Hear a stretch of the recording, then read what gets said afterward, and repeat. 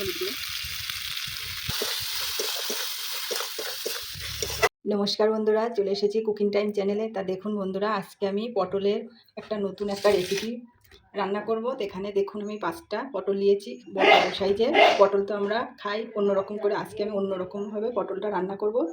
তো আমার রান্নাটার নাম হচ্ছে পটল বড়ার ঝোল। এখানে দেখুন আমি মটরের ডালও নিয়েছি, এখানে মটরের ডাল লাগবে। এই যে মটরের ডালটা ভিজিয়ে নিয়েছি। তো প্রথমে আমি পটলটাকে এইভাবে গাছ থেকে খোসাটা ছাড়িয়ে নেব, যাবে না। এই যে বন্ধুরা, পটলটা এইভাবে কুড়ে নিতে হবে। এই যে দেখুন, একদম মিহি করে। এই যে বন্ধুরা, কুড়ানোটা হয়ে গেছে। এখানে আমি রসুন বাটা দিয়ে দেবো, লঙ্কা বাটা দিয়ে দেবো, আদা বাটা,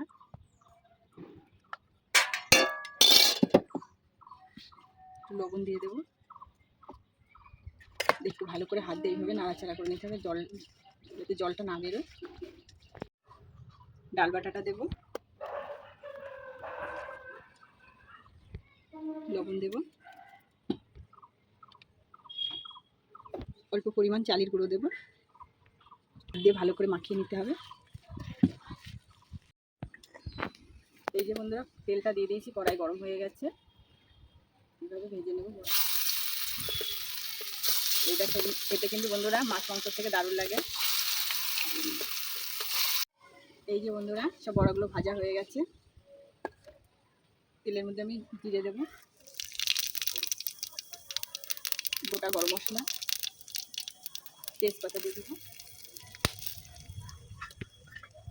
একে একে সব মশলা দিয়ে দেবো, লঙ্কা বাটা, রসুন বাটা, আদা, জিরে,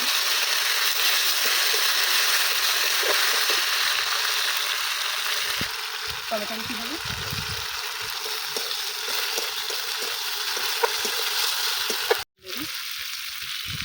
হলুদ গুঁড়ো।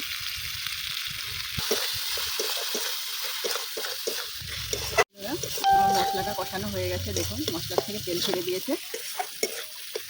জল ঢেলে দেবো।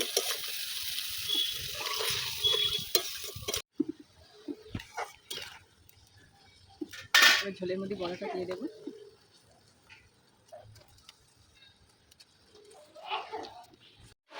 এই যে বন্ধুরা দেখুন, পটল বড়ার ঝোলটা হয়ে গেছে, একদম নতুন একটা রেসিপি।